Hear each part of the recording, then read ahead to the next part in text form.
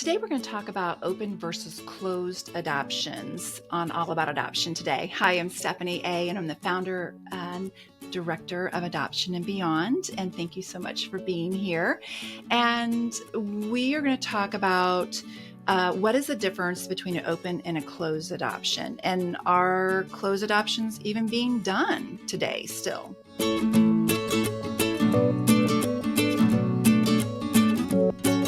If anybody has watched any of my other videos, you're going to know that I am an advocate for open adoption when it can be done well and when it's in the child's best interest.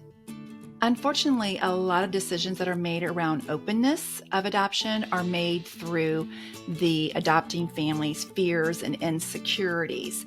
And it's important that you put those fears and insecurities aside and know that openness is really, it benefits everyone, but truly it's for the child to have information about their birth family as they grow, which really helps them in their self-identity. I find this less and less, but I do have a far large number of families who come to open adoption or come to adoption with the fear of openness and really no interest in having an open adoption and sharing their child with their birth family.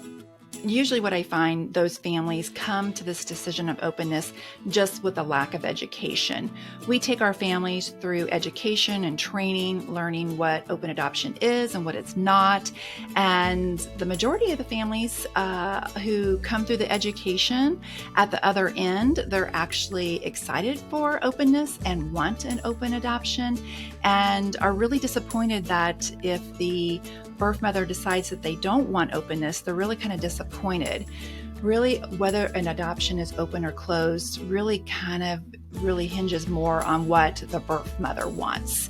And so very, very, very few want closed adoptions. In fact, I haven't had a closed adoption in years, but I have had a few through the years. But we usually find that when both the birth mother and the adoptive family are educated, they find that this is something that they both want. And another reason that an adoption might be closed is if a child is adopted internationally. It's very difficult in some international placements to be able to have any form of openness because the child may have been abandoned and therefore we don't even know who the birth family is.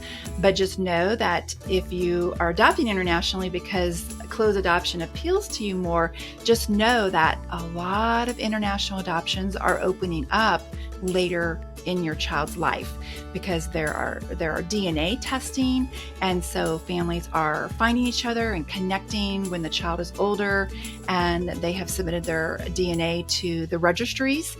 And so just know that that if you're entering international adoptions because you want to close adoption, just know that the chances are that adoption may not be closed forever. Your child may find that they want information about their birth family and will seek to try to find that information and to open their adoption. So I hope that's helpful in understanding the difference between open and closed adoption. And I look forward to seeing you next week. Be sure you hit the subscribe button. Bye.